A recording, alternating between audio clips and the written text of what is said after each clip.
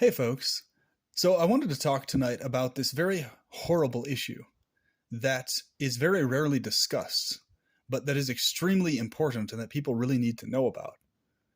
Is that everybody always talks about and is quite familiar with men being very suicidal and depressed and anxious over penis size insecurity across every ethnic line. But very rarely is it talked about how penis size expectations regarding dark skinned people is a massive cause of extra torment, especially so if they do not meet the expected size desired requirements in the opinions of other people's minds, right? By the time they pull their pants down.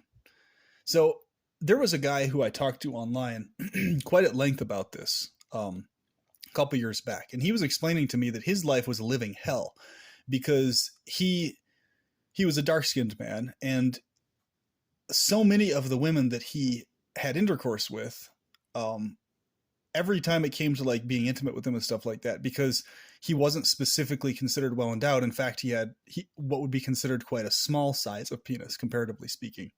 But he was a dark-skinned man, right? So they had this expectation already of him being extra large, which is literally a modern concoction. It's a modern social convention based on pornography and stuff like that. It's not an actual reflection of reality for many men's lives that exist in the world, right? Among dark-skinned ethnicities. So when it came to like getting intimate with them in the bedroom, they would always make some kind of joke or jeer and try to pass it off as them being friendly or something. But it would like always get brought up every single fucking time that he was small, and it's like, whoa, you're a black dude, right? The wording, I fucking hate people being referred to as black, honestly, because it's so not accurate. But anyway, they would say stuff like that, right? They'd be like, oh, you're a black dude. Aren't you supposed to be well endowed? Chuckle, chuckle, chuckle, laugh, laugh, laugh, right? And then he'd like overhear the chicks that he was with gossiping and prittle prattling about it with their friends and stuff like that, thinking that he wouldn't hear it and shit like that, right? And this, he was saying, yeah, this is fucking vicious, man. It's just like, and he said especially other dark-skinned women very frequently would be the ones especially hounding him on that. And so I was like, wow, man, that's fucking horrifying, dude. That's terrible. Because think about it. If you're like, not only are you facing the insecurity of the size thing already, but now you have compounded fucking on top of that, people expecting you to be large in size and then expressing disappointment when you don't fill that expectation, right? Because yeah, most people most of the time are fucking shallow as shit. They're shallower than an empty fucking pool, right? So that being the case, it's no surprise that, you know, he encountered those kinds of people right, left, and center amongst women and men both. I think he may have been bisexual. I don't recall 100%, but I think so. And he, he mentioned he got it from both men and women. You know, that being made fun of and stuff like that. So this is why this is so damaging to like this people playing into this trope, right? The big black cock trope is that it's not a reflection of many, many men's realities in life that they experience. And it's creating an unrealistic expectation that's actually very harmful to them. Like, especially more harmful to them if they're dark-skinned than not, in fact. Because, like amongst other ethnicities, there's not this expectation attached to it, this popular expectation of you're automatically going to be larger than average or whatever, right? You may or may not be, but the point is the expectation isn't there for other ethnicities, really, you know? So, due to the pornographic tropes and social tropes and all this other crap, right? That's why I'm not a fan of fucking tropes in the vast majority of cases. Unless the trope is a benevolent one and a good one that's uplifting to people, then I'm fine with it. But if it's a trope that's a shitty fucking one that's like degrading to people and shit, I fucking hate that crap, you know? It's like, so I'm going to talk a lot more about this too, because my firsthand experience with this dynamic is that I've been on the opposite end of that, where I've been the one requested to engage in like being the male bull, the male stallion, various people who've requested this of me online, right? When I had various accounts set up and stuff like that, showing the stuff off and whatnot. And because I was doing it because I wanted to see what it would be. I was like, that this kind of lifestyle might be very interesting to me. It's so I was, you know, I'd never actually followed through with it up to this point yet in terms of actually gone through and done anything with that. But I had many requests though of people being like, oh yeah, I want you to stick it in my wife and this and that and all that other thing, the whole rigmarole. And so it's like, well, from what I understand about that world is that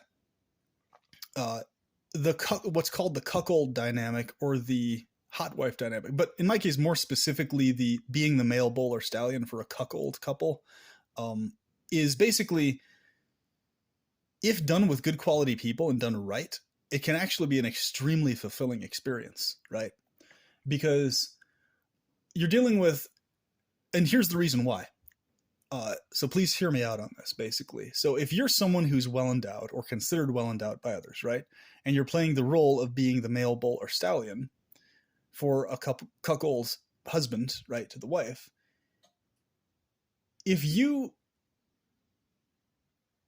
are a person who genuinely appreciates others, so you genuinely appreciate him, the quality of person he is, and you genuinely value him as well as deeply valuing his wife, then that is like the best dynamic you could ever imagine. Because what it does is it gives the male cuckold himself confidence in himself, knowing that you yourself value him, right? It's a very powerful dynamic. So, because I've been reading up a bunch of different things online about this, and seriously been considering actually following through on that dynamic. Like, yeah, that's actually very attractive to me, right? To be able to fulfill that fantasy or role for a couple. And so the reason that can be such an incredibly healthy, uplifting dynamic is because the husband, especially if you befriend him and are kind to him and affectionate to him, he feels appreciated by you to where he's sharing in your pleasure with his wife and vice versa, right?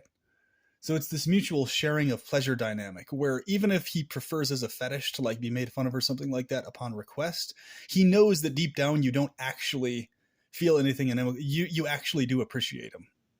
And so what he's getting off on is the fact that you genuinely appreciate him and you're not actually making fun of him. And that's why he actually may like to be quote unquote humiliated or whatever. It's because he knows he's not actually being made fun of and that you're actually basically catering to his desire. In other words, which means he has the control of you basically being the one to make fun of him. So it's like he's able to experience his masculinity surcharged and encouraged in that regards, basically. And, so it's very fascinating. The whole psychology of it's incredibly fascinating to me, right? So, and the only reason before I hadn't followed through on it was because I was paranoid of like STDs and stuff like that. But nowadays I'm just like, you know what? It's just a matter of finding the right couple. Basically, that's what it is. It's a matter of finding the right couple, being good, very close to both of them, and going through that way, right? So, it's basically a situation where you have, you have this very healthy dynamic going on if the people actually genuinely appreciate each other. So it heals a lot of people. And so this is what I want people to understand about that dynamic, is that it's not just somebody degrading themselves or humiliating themselves. It's actually a way for them. And I would suggest it's not, somebody may say, oh, it's just a cope. It's just a math. Well, I would say it's not necessarily just a cope. It could very well be an actually genuinely deeply fulfilling dynamic for a person. In the sense that if the person playing the role of the bull or stallion genuinely appreciates the man who's playing the cuck role, then they feel very protected and safe and happy in that, basically, And so it's really a lot more about that specifically than it is a person actually being made fun of. You know what I'm saying? So that's a very different dynamic from the world of people actually making fun of others, is my point here, right? It's not because it's a loving dynamic in that case where genuine appreciation is actually flowing. Whereas in the world at large, it's genuinely the person being made fun of and being mistreated, right? So what that means is that the dynamic that we have in the world today is that because dark-skinned men are expected automatically to be larger by so many people, right? Due to these tropes, they just face that double whammy of humiliation the time comes, basically. You know, because it's like, because it's an expectation you're not able to quote unquote live up to, right? Because it's outside of your control, right? Like that aspect is outside of your control entirely.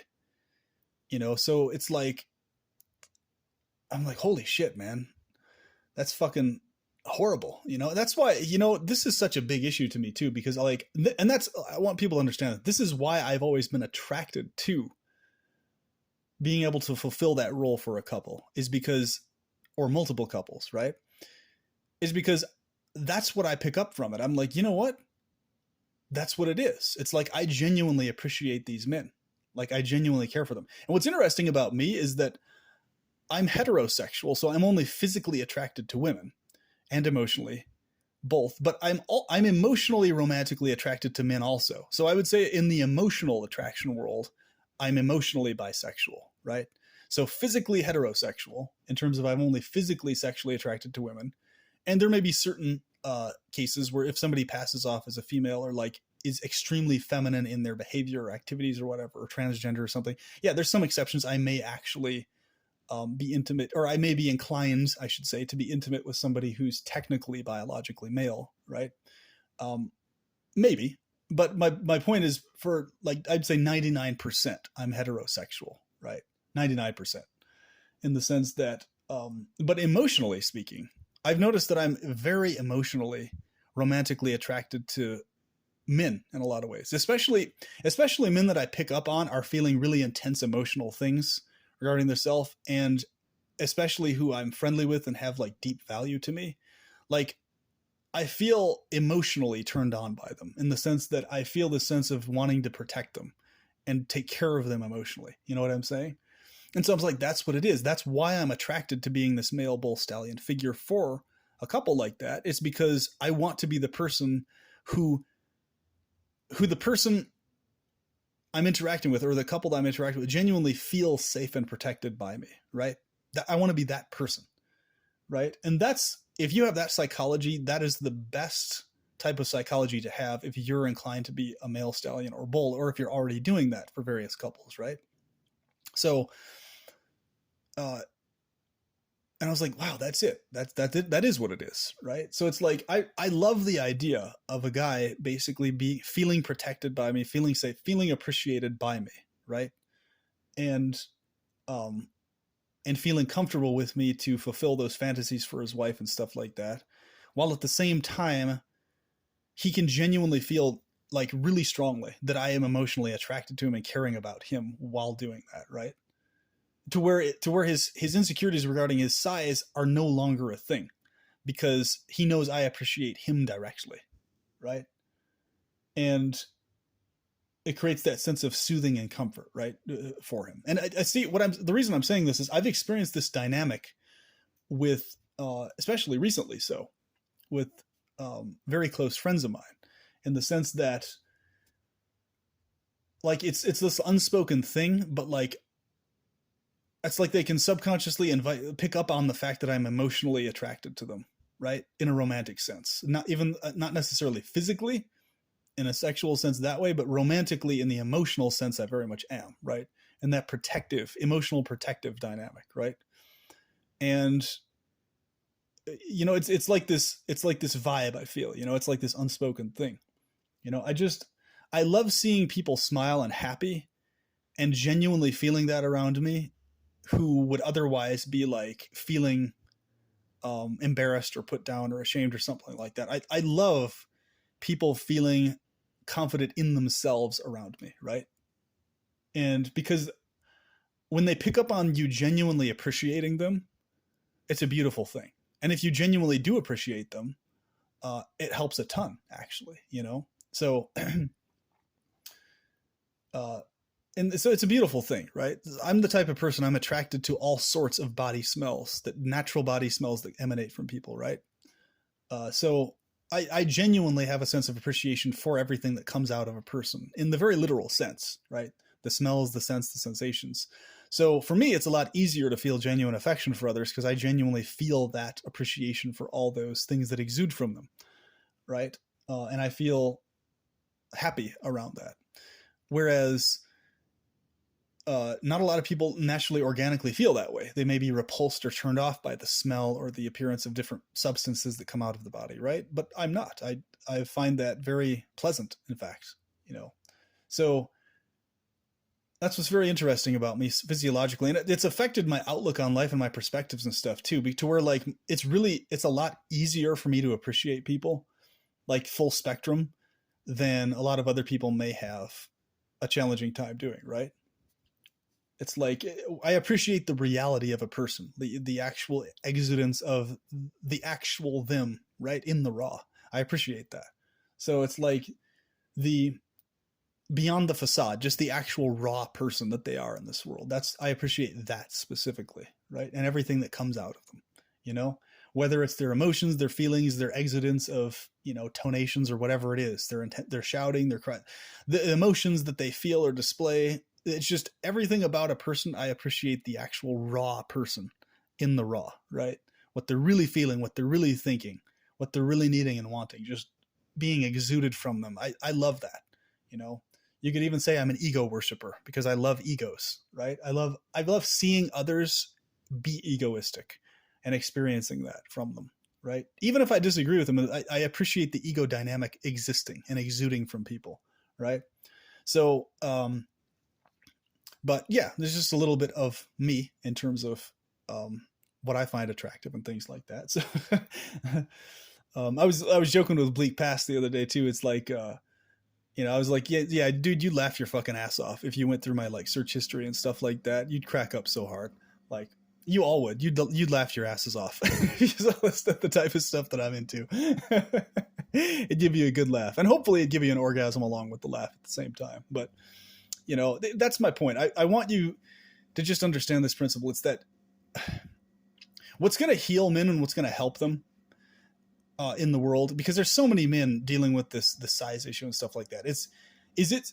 What's going to heal them is them feeling from you that you genuinely actually care about them, like really deeply, right? And you like really deeply value them.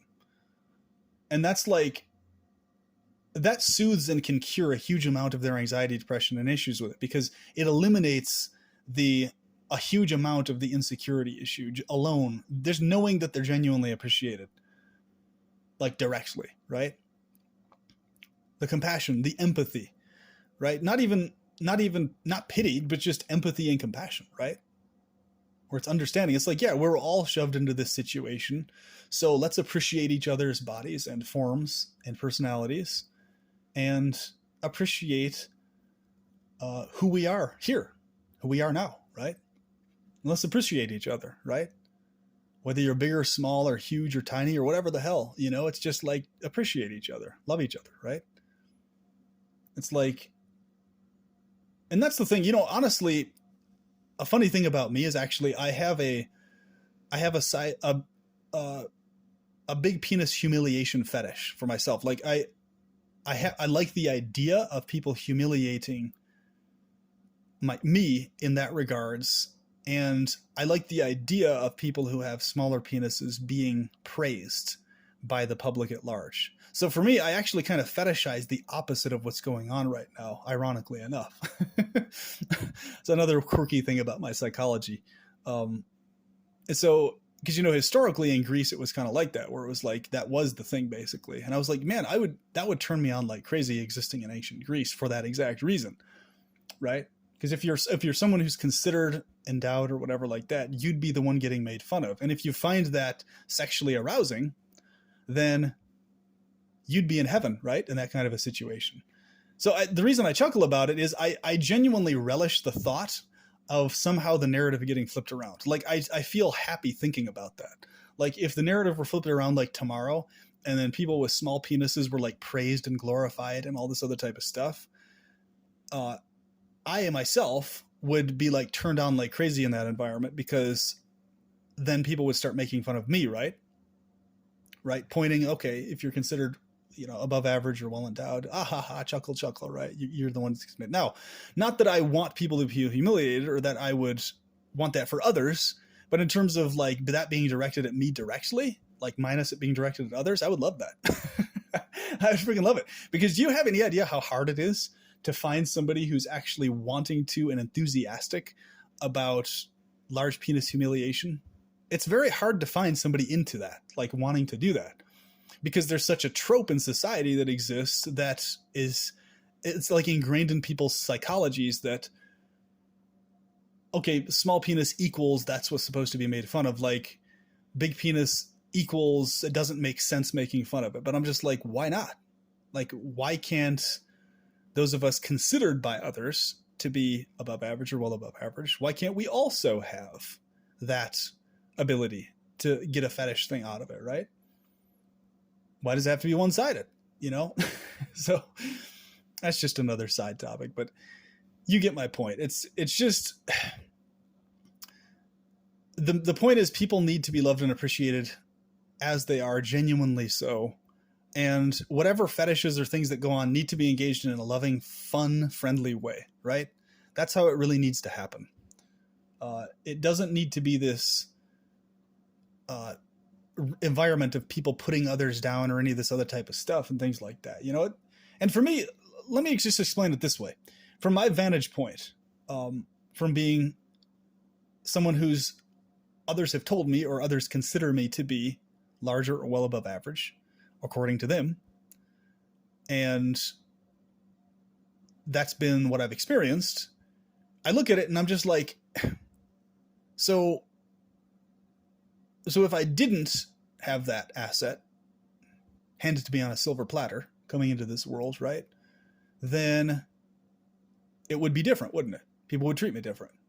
It's just like the looks thing, right?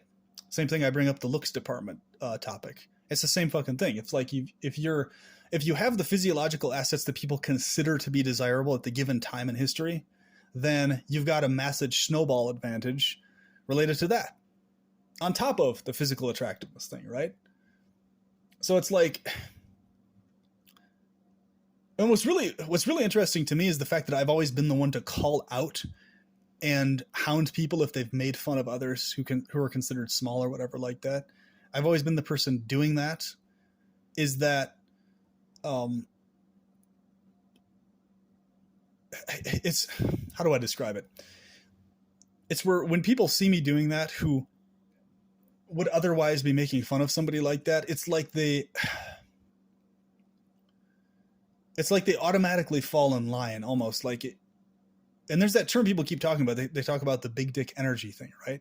The terminology, you know, and they say that, they mention that, like, yeah, that's the vibe and the dynamic that exudes and that happens. And so it's like, and to me, I'm just like, but why does it have to be that way though? Why does it require somebody, myself or somebody else, calling that shit out and putting a stop to it? Why does it have to be that way? Oh, because we're living in a world of impositional fucking force, and impositional force is what's praised and glorified, whether it's a good thing or not. That's the thing that's being worshipped and praised. Okay, so no wonder that's why people fall in line when I call shit out and they go silent and they stop doing it, right? You know, and here's the other thing. Please hear me out on this. And I honestly think people do that because that what they call quote unquote big dick energy, if that's what's exuding from you, that's what gets them to go in line with it. But if you're like someone who they consider also to be sexually insecure and you call it out, they won't actually go silent and stop doing it. They'll also hound you, won't they? Isn't that interesting? Isn't that fucked up? So it's like, as long as they detect or suspect that you're large in the underwear department, right? If they suspect that or see your bulge or whatever like that, then they fall in line when you call shit out. But if they notice or pick up on the fact that you're sexually insecure in yourself, then they hound you, even if you call it out regarding others being abused. Isn't it? Isn't that how it goes? You know? So that's why I'm just like, I tell every guy, like, if you're considered well endowed by others and they've reported that to you or said that to you, right? And that's the trend you've experienced throughout your life, take positive advantage of that to help your fellow man and to be the person to stand up for them and really mean it, right? Like, to me, in my mind, the biggest assholes that exist in the world, the fucking worst shitheads of all, are the people who have been blessed with being well endowed, and they use that to be an asshole to people. I fucking despise those kinds of attitudes in other individuals. Despise it. You know? If they're doing it as like a mutual fetish thing with somebody and that's what somebody wants them to do or whatever, that's a different story. But I'm talking about somebody who's genuinely an asshole to others based on that. Those are the fucking scum of the earth as far as I'm concerned. I fucking hate that shit. You know? I despise that shit. Because it's like, not only do you have these advantages you could use to stand up for people and put an end to this penis shaming bullshit that goes on everywhere and have people fucking fall in line because you exude that big dick energy, right? What they call big dick energy, you know, BDE or whatever. If you have the ability to exude that and be that person and you misuse that to just be an asshole to others who are being tormented with their insecurities and shit, then you're the fucking scum of the earth. You're lower than the shit on the bottom of my shoe as far as I'm concerned. You know, if you're not standing up for men you could stand up for, you know, people who are in positions where they can help others, but they purposely fucking don't. And they just keep bullying others. Oh man. As far as like people I despise and hate, that's like the bottom of the fucking barrel for me, man. You know, those are the fucking worst, you know, and you know one when you fucking see one too, don't you? When you encounter them, you can tell exactly who that is. You're like, fuck this piece of shit, you know? It's like, fuck this piece of shit, fuck their noise, fuck everything about them. You know, they're completely wasting and misusing their assets that they were given for pleasure to harass and harm others, you know, versus actually uplifting and helping them with it, right? So that's what I'm saying. You can use that, what you've been given, to bless and help others. But if you use it to fuck them over and you use it to compound their insecurities and their suicidal inclinations, as far as I'm concerned, you're responsible for murder, honestly. You know, if there's a guy that's insecure about his size and you're compounding and adding to that, you're fucking guilty of murder in my book, honestly. You're the one that killed that guy, as far as I'm concerned, you know? If a guy ends up committing suicide over that or falls into a major nightmarish depression over it because of you being the person who fucking was like that to them, was an asshole to them, you're a fucking murderer. That's all there is to it. And you're a piece of shit one at that. So, damn, I have a lot to say about this topic. But anyway, I hope this was helpful, uplifting, and inspirational, and gave you more of an insight into my personal experiences regarding these topics, and reports I've heard from others on it, etc. And I hope that this encourages all of you, both males and females, to, in every real life situation, outside of like an in the bedroom fetish situation, in every real life context, make sure that you genuinely appreciate individuals as they are. And even if they piss you off or do something, never turn any narrative into making fun of their size or insecurity, specifically because there may be other people around that hear that, who have the issue that it will adversely affect. Even though that won't be your intention. But even if you're only doing it to the person that pissed you off, that says a really fucking sadistic, sickening thing about you too, honestly. If you're going to immediately use that as collateral on somebody who pisses you off, that says a lot more about you than it does about the other person, really, when you think about it. So even then, please don't do that, you know, for both reasons, so that others who may hear that or be around it or seeing you in that state don't have their insecurities or depression compounded by you indirectly or whatever, right? But that they're encouraged, right? Be someone that people are magnetized to, you know? Have people magnetized to your protective energy of them, whether you're male or female, especially if you've been gifted with what others would consider assets in the sexual department. Be the source of protection for them and upliftment and inspiration for them, not the source of put down and harassment. So with that, I hope you feel inspired to be a better person now after this video, and I will talk to you soon. Have a good one.